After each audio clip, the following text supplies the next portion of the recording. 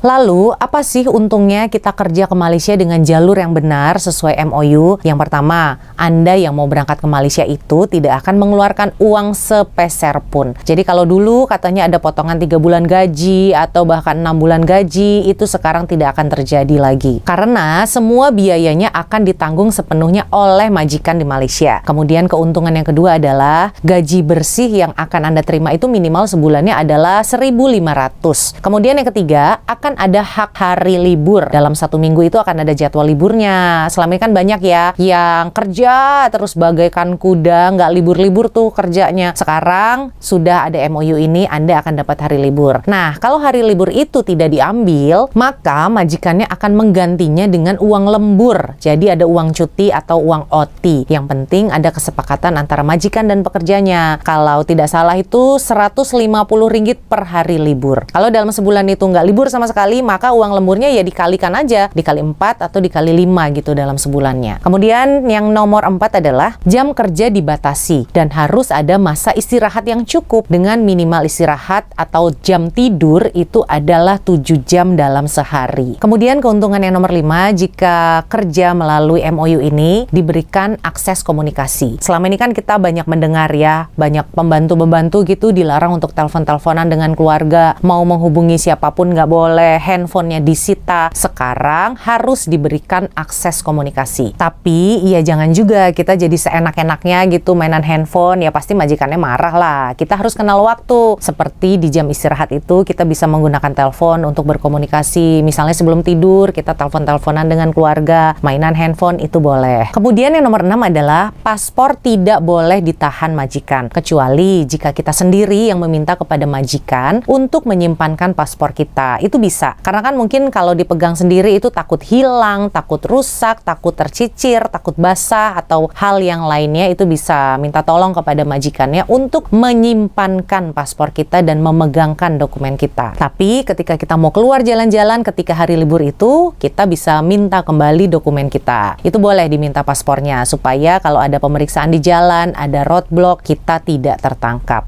Intinya, dokumen itu harus dipegang sendiri kecuali pekerja itu sendiri yang ingin menitipkan paspornya untuk disimpan dengan aman. Kemudian yang nomor 7 adalah jumlah keluarga maksimal tempat ia bekerja itu dibatasi maksimal 6 orang. Jadi, kalau dalam satu keluarga itu totalnya misalnya ada 10 orang gitu ya, itu nggak boleh. Harus ada 2 pekerja rumah tangga. Selain itu, kalau di rumah itu ada anak-anak, ada balita, ada orang tua, atau ada orang yang sakit yang memerlukan penjagaan dan perawatan khusus, itu pun harus ada pekerjanya sendiri. Tidak boleh kalau ada satu pekerja yang rangkap-rangkap kerjaan. Dia yang nyuci, dia yang masak, dia yang beres-beres, dia yang ngurus anak, dia yang ngurus nenek sakit di situ. Itu nggak boleh. Jadi sekarang kategorinya sudah dipecah jadi 3, yaitu ada housekeeper yang jaga rumah, termasuk cuci-cuci rumah dan juga beres-beres rumah.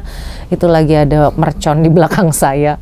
Kemudian kategori yang kedua itu ada yang namanya child care. Itu yang jaga anak-anak atau jaga bayi. Jadi yang child care ini, yang jaga anak ini, nggak kerja yang lainnya, nggak masak, nggak beres-beres rumah, dan juga nggak nyuci, dan lain-lain. Jaga anak aja kerjaannya. Kemudian kategori yang ketiga itu adalah elderly care, yaitu yang jaga orang tua atau yang jaga orang yang sakit. Nah, yang jaga orang yang sakit ini hanya jaga yang sakit aja. Dia yang memberikan obatnya, menyiapkan makanannya, mungkin memandikannya, tapi dia itu nggak jaga anak dan juga nggak bersih-bersih. Jadi sekarang sudah dipecah jadi 3. Bukannya dari A sampai Z itu hanya 1 orang yang mengerjakan, itu sudah tidak boleh. Dan hal ini semua sudah disepakati dalam MOU. Nah, kalau ada pelanggaran dalam hal ini, itu bisa dilaporin ke KBRI KL atau ke KJRI. Nanti agennya yang akan menyelesaikan masalah ini. Misalnya, saya ditempatkan di satu rumah, sudah saya jaga anak, saya masak, saya jaga orang tuanya juga, itu berarti sudah pelanggaran. Dan dengan adanya MOU ini, maka tidak akan ada lagi tuh yang kerjanya dari subuh sampai malam, atau kerjanya dari nyuci mobil sampai masak itu dia sendiri, itu sudah tidak ada lagi. Kemudian yang nomor 8 adalah ada hak cuti dalam setahun. Jadi dalam setahun itu Anda akan diberikan hak cuti selama 9 hari untuk pulang kampung. Kalau nggak cuti gimana? Ya boleh aja, tapi Anda akan dapat kompensasi sebesar setengah bulan dari gaji yang Anda dapatkan. Jadi banyak sekali ya keuntungannya yang akan didapatkan oleh pekerja rumah tangga jika mengikuti MOU ini. Yang nomor 9, Anda akan mendapatkan jaminan asuransi kesehatan di Malaysia dan juga mendapatkan asuransi BPJS di Indonesia. Jadi, ketika Anda sakit, ketika Anda memerlukan pengobatan, Anda tidak perlu bingung lagi dan gaji tidak perlu dipotong karena